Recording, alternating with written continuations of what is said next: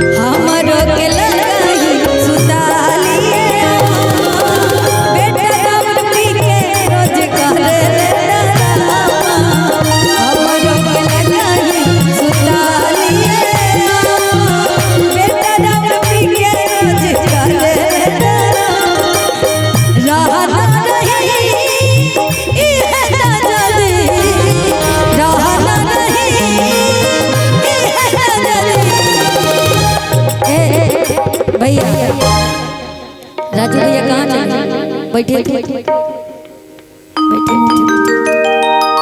अभी आपके लिए भी मेरे दिल में है कुछ गाने के लिए। एक गाना भी गाए थे, जानते कौन सा भैया? एक लाइन वही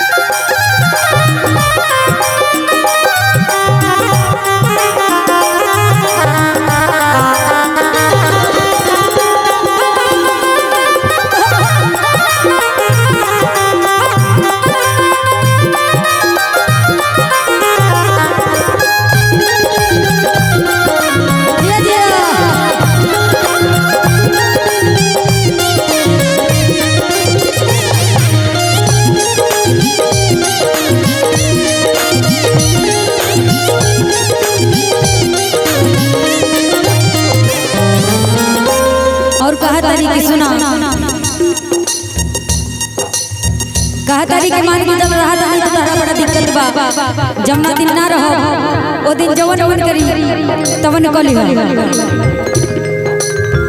जिया दा जुड़ा ले असरा पुरा ले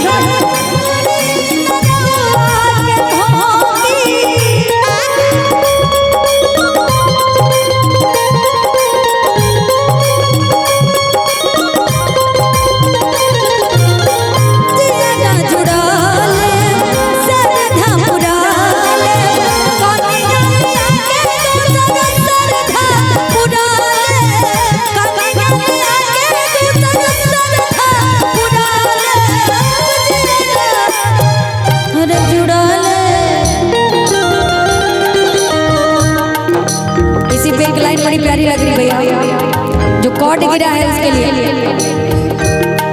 बेदर्दी तेरे प्यार ने दीवाना कर दिया, बेदर्दी तेरे प्यार ने दीवाना कर दिया, मुझे दीवाना कर दिया, कहीं भी लगेगा मुझे दीवाना कर दिया, कहीं भी लगेगा बेदर्दी तेरे प्यार ने दीवाना कर दिया, बेदर्दी तेरे प्यार ने।